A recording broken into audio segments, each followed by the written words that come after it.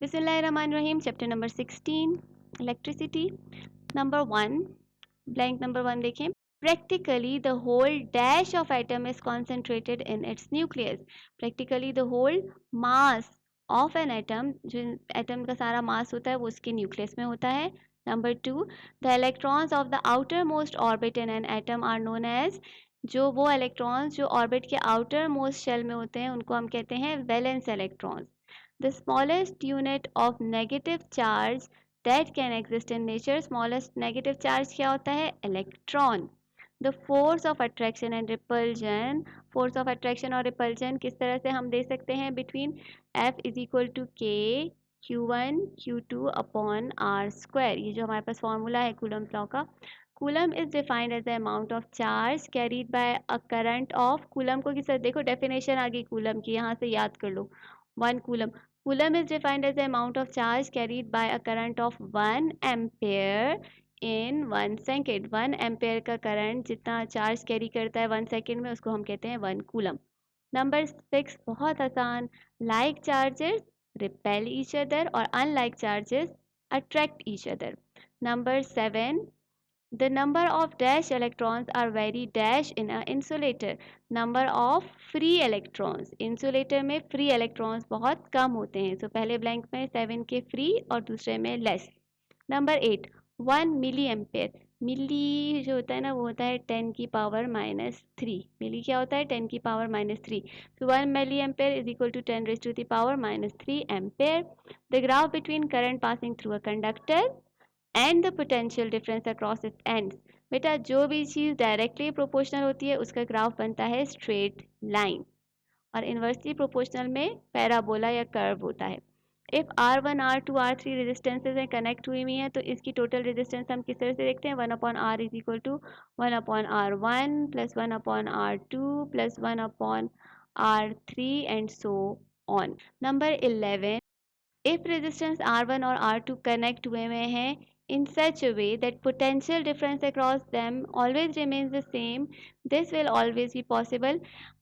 Resistances किस तरह से आप कनेक्ट करोगे कि उनके बीच में जो पोटेंशियल डिफरेंस है वो सेम रहेगा.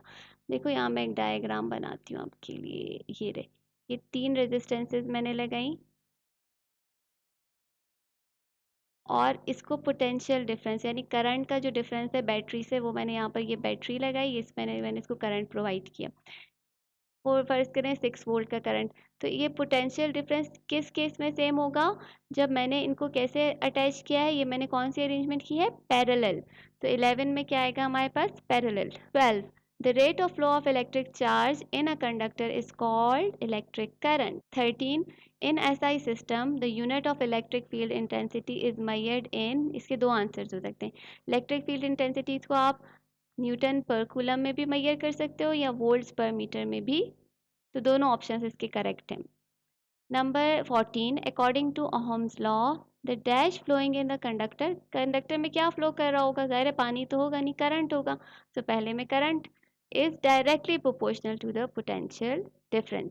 फिर 15 देखो, in a parallel combination of resistance the total resistance is always less. यहाँ पर हमारे पास 15 में क्या आएगा? Less than the resistance of any individual resistor.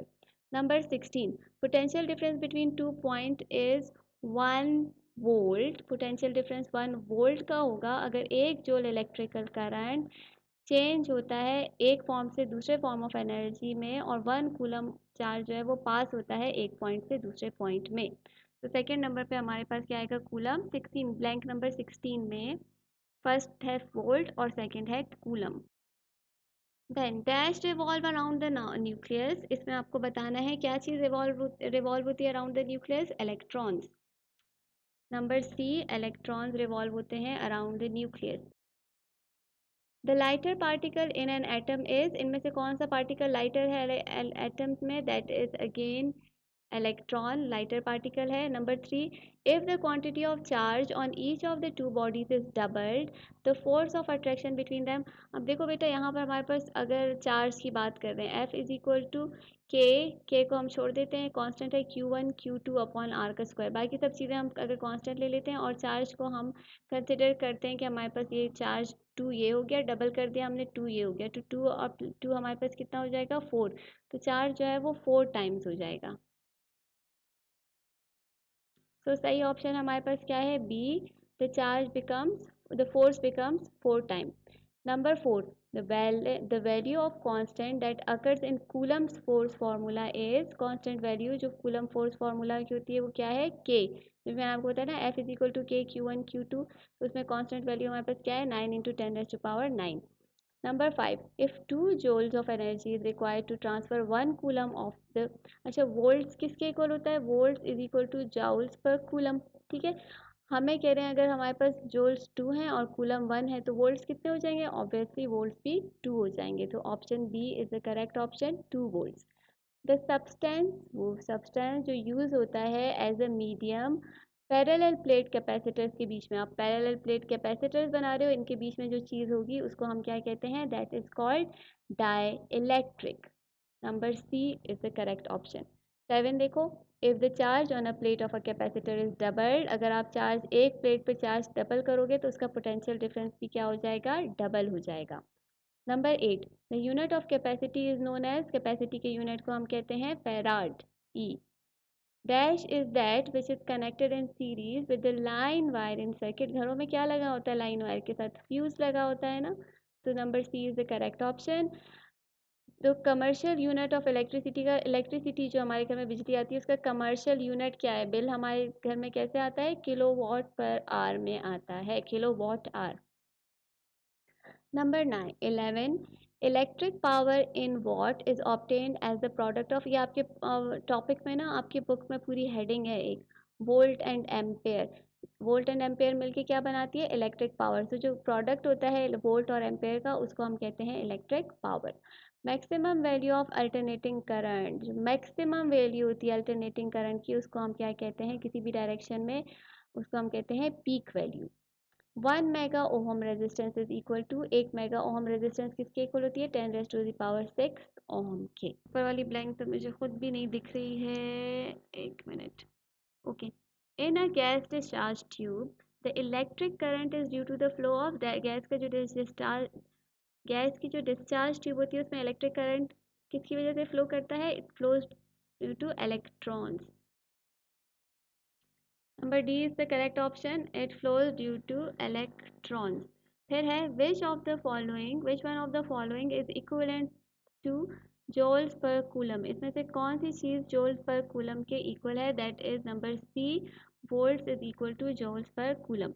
हमें करेक्ट पिक करना है ट्रू या false. The mass of proton is 1000 times larger than the mass of electron, false, ठीक है, पहला नंबर है false. Number 2, neutron is a particle which has a negative, neutron पे कोई चार्ज नहीं होता, ये यहीं से हमें पता चल गया, ये फॉल्स है। Number 3, the force between two charges, ये नंबर 3 देखो, the force between two charges very directly as the square of the distance between them. पर देखो फोर्स हमने पढ़ा, फोर्स जो है वो प्रोपोर्शनल होती है to the masses of charges और इन्वर्सली प्रोपोर्शनल होती है to the square of distance between them, तो ये इन्वर्सली प्रोपोर्शनल है, डायरेक्टली प्रोपोर्शनल नहीं है, तो ये भी क्या हो जाएगा, फॉल्स। नंबर 4 देखो, repulsion is the sure test for a body being charge, जाहिर है अगर एक बॉडी चार्ज हो गई तभी वो रिपेल या अट्रैक्ट करेगी, so it is true. Objects build up a static charge when protons are lost from it due to friction, ये फॉल्स है। Number 7, Number 6, electric intensity at any point in an electric field is the force experienced by an electron placed at that point. नहीं, it is the force experienced by a positively charged particle, that a positive charge जो वहाँ पर force feel करता है उसको हम कहते हैं electric field intensity. Number 7, generation of negative charge in a neutral body due to the presence of a charged body is known as electrostatic conduction. अगर आप एक चार्ज बॉडी के पास दूसरी बॉडी लेकर आते हो जो कि न्यूट्रल है और उसमें कोई चार्ज प्रोड्यूस हो जाता है तो इसको हम इलेक्ट्रोस्टैटिक इंडक्शन कहते हैं। True. The potential difference between two points in an electric field is the force exerted on a point positive charge as it is moved between these two points। Potential difference जो है वो force है, तो potential difference जो है वो actually work done है in moving a charge from positive from one point to another point against the field, तो ये भी फॉल्स है। फिर नंबर 9 देखो, electrons in metals which are not attach to any particular atom are known as free electrons. जो electrons किसी particular atom के साथ जुड़े हुए नहीं होते उनको हम फ्री इलेक्ट्रॉन्स कहते हैं। True. Number 10, the flow of current in a metal is due to flow of protons. नहीं, the flow of current in metals is due to the flow of electrons, तो ये फॉल्स हो गया। Number 11, volt is the unit of electric current. नहीं, electric current का unit ampere है, volt is the unit of potential difference, तो ये भी फॉल्स हो गया। द कन्वेंशनल करंट, जो कन्वेंशनल करंट होता है वो हमेशा फ्लो करता है हायर पोटेंशियल से लोअर पोटेंशियल की तरफ। True. Number 13, current passing through a conductor is proportional to the square of the potential difference across its two ends, ये भी फॉल्स है। हम कहते हैं ना V is equal to I square R, तो जो वो पोटेंशियल डिफरेंस होता है वो स्क्वायर ऑफ द करंट के प्रोपोर्शनल होता है, not the current. When the resistance are connected in such a way that a number of paths are provided to flow of electric current, अगर हम लोगों ने रेजिस्टेंसेस को ऐसे कनेक्ट किया कि बहुत सारे पाथ उसको मिल गए फ्लो करने के लिए, तो क्या हमने इसको सीरीज में कनेक्ट किया? नो, हमने इसको कैसे कनेक्ट किया? Parallel, so this is also false. Number 15, alternating current